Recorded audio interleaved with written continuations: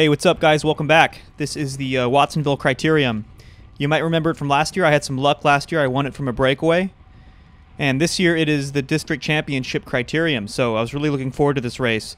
All the heavy hitters came out. Let's just take a lap really fast. You can see it's this kind of weird L-shaped Criterium. There's a little hill over the start-finish that's probably a couple hundred meters at like 4%. And these technical corners have like drainage canals, drainage ditch things in them. So it makes them kind of hard to navigate, but if you take the right line, you can come through them with quite a bit of speed. And today, just like most days in Watsonville, most years we race here, it's quite windy. There's that bump I was talking about right there. Wind is a big factor on this course. That little hill is a big factor, and just taking really good corners gives you a huge leg up on the competition on this course. So there's a chase effort going on right now. There's a group up the road of like 5 or 6 riders.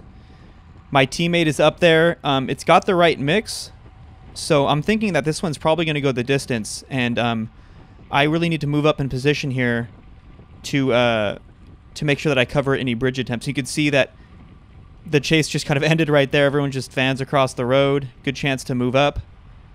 And nobody's really interested in getting across to that break. Mike Spikes missed it, but I don't know if those two guys, these are the only two Mike Spikes guys in the race, if they can bring it back, because it's like I said, it's like a 5 or 6 up the road versus 2 situation. So I'm going to be following these moves, try to get across in somebody's draft, because I have no obligation to chase. I have Zach up the road, who is my teammate. And you're going to see as I'm following this SP2 rider, the advantage of being up towards the front, taking these really fast lines through the corners like this one right here. See, we almost even gapped off a little bit the riders behind. Not because we're doing this huge effort. Oh, and speaking of which, I don't have power in this race. My power meter was going absolutely crazy. I'll put a link in the description to my Strava data, even though it didn't really work. It like zeroed out at 200 or 300 or something. Anyway, SP2 is chasing pretty hard here. I don't know if he has a teammate up the road. It's certainly, he's riding like he doesn't. I'm not exactly sure. We're going to find out here in a second. You can see there's the group. There's the group up the road. And as long as SP2 is chasing, I'm going to keep following. Because like I said, I think that group up the road has the right composition. So I really want to be up there in it. And right here, he gives up. He elbows through, and I attack across. And I know I've told you guys a bunch of times, like, never to do this, but I was looking back when I made this attack, and also I did a big surge in speed to make sure that I wasn't bringing anybody with me, because I want to get across to this group and support Zach, my teammate up there, and like I said, I'm thinking this is the group that's going to make it to the finish, so it's worth this effort, even though I go pretty hard.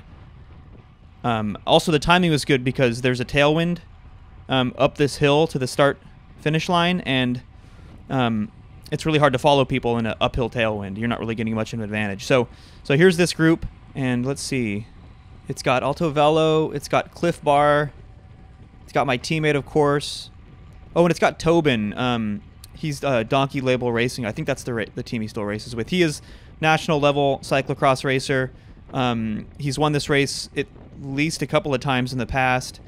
So doesn't have SP2, but it's got a lot of the other big teams, and definitely worth getting across. Alto Velo wanted me to pull through, but I needed a breather there for a second. I was willing to rotate through, but by the time we kind of get settled here, you're going to see we get chased back. So maybe not a good idea in hindsight on my part, spending the energy to get across to this move, but looked like I had the right composition. It looked like the chase effort was slowly coming undone behind, but you know, it didn't work out this time, and that's the risk you take. I decided to jump across to this, and it didn't work out this time. Sometimes it does work out, and you miss out on the winning breakaway. Alright, so let's watch the last 4 laps now. Here we go, coming through, 4 to go. Now, I'm right up towards the front. I, again, have a teammate, Andrew. He's up in a breakaway. Man, we were so good today at just being involved in every single breakaway up the road. It took a lot of pressure off of me to having to chase. I didn't have to do hardly any chasing. And I end up on the front here just because I take a better line through that corner, but I am like probably coasting or doing 100 watts right here. You can see the people behind me aren't pedaling because I'm not going to chase. I have a teammate up there. Andrew's up there. If people want to let that go, I'm happy to let that go. But You see Mike Spike's development gets on the front. They do not have anybody in the break, and they have to chase that back if they want a result today. So so they jump on the front, and I'm just going to surf these wheels, try to stay up in good position, try to conserve energy in a draft, take good lines through these corners, basically save as much as I can for the sprint finish. Now, I might be a little bit too close up to the front right here, actually. I don't really want to interfere with the chase effort that's going on for the teams that missed. Like you can see, there's a Mike Spike's development guy on my wheel. Oh, and there's a gap opening here. See, this is so painful. I wish you could see the power, but this is a big effort with only 3 laps to go that I don't really want to be doing. That's why it might be a little bit easier, like a few more wheels back in the group, where these surges in speed, you can't even tell they're going on if you're further back. When you're up towards the front, you have to respond to each one of them. And I could just let that group go to get across, because that just adds to the competition that Andrew's going to face should that breakaway group make it to the finish. And oh, he's doing like an arrow tuck on this descent. Seems like there's a little bit of desperation going on for these teams that missed the breakaway. But I'm trying to capitalize on that by just staying in the draft here. Like I said, saving my legs, saving my energy for the sprint finish. Because it looks at this point, they only have about a 5-second gap. I can see them up there. So it looks like it's going to be coming back. And as we approach this corner here, I let a little bit of a gap open up so I can take it with some speed. And I could have taken that a little bit better. I'm kind of leaving a bit of a gap open here. Oh, and now it looks like he's slowing down, maybe checking back for this Alto Velo guy with the hyper threads on his butt for help. But he's not going to help because he's got a teammate up there too. So so all of a sudden now it's starting to open back up. Yep, and the Mike Spike's development guy behind me is yelling at his teammate like, dude, close it. Because even though it looks so close, like those last 3 seconds are so hard to close down sometimes. But it's up to just this one guy on the front to do it, because the guy in front of me right here is not going to be helping. I'm not going to be helping, so somebody else is going to have to jump across. And that's exactly what happens right here, because the pace slows down, the attacks go. You guys know the pattern here. And I get an opportunity right here. Yeah, I get an opportunity right here to let a couple more riders fill in, because I don't really want to be up too close to the front. This is a better position for me right here. Let's see, I let one more rider in because this guy is going to be chasing because he missed the breakaway. Oh, some elbow action behind, fighting for my wheel. I like that. Nice aggressive last couple laps racing. Oh, but then he loses the wheel. So this is the position I want. Now there's another injection of speed, so that group still hasn't come back though, and I'm more than okay with this. I'm going to sit in the wheels here, and what am I, 6th wheel or something like that? I do like this position. Josh up there on SP2 with the yellow shoes. He is definitely a contender for the sprint finish, the guy I'm looking out for. I'm happy to be behind him instead of in front of him, and yeah, this is looking good here. Oh, and I have Owen on my wheel. So Owen is the Clif Bar rider. He is very fast sprinter, and he's another guy I'm looking out for in the sprint. So anytime you're surrounded by some of the strongest finishers in the race, you know that you're in good position. And I'm gonna sit here. Oh, I'm yelling at this guy to close it because now he's letting a gap open up. Looks like Owen might do that for him. So now I have. Yep, this is the guy that did a huge hero effort earlier, so no surprise he's kind of cracking now.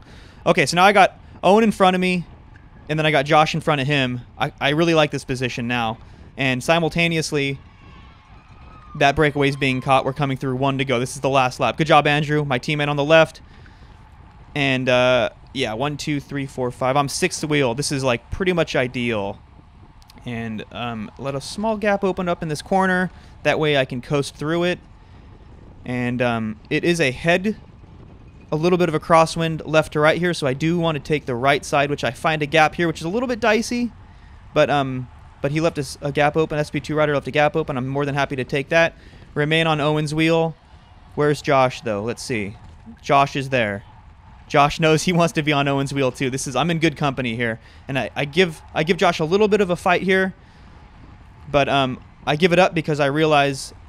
Actually, I kind of like being behind Josh a little bit more. We still have 500 meters to go. This is still a really good position right here. I just want to make sure I don't get past, so I take a strong inside line right here to make sure nobody's going to come up underneath me. And now I'm basically out of the saddle, just waiting because I want to make sure I take a good line through this corner. Josh goes early. Perfect. I'm jumping on that. And as we approach this corner, I get crowded on the left a little bit by Owen, and I just have to scrub a little bit of speed, probably thinking about the crash that happened the week before this, and now I'm just scrambling to catch back up, and look at just Owen just take off. I mean, classy sprint. Well-deserved win. I ended up taking third.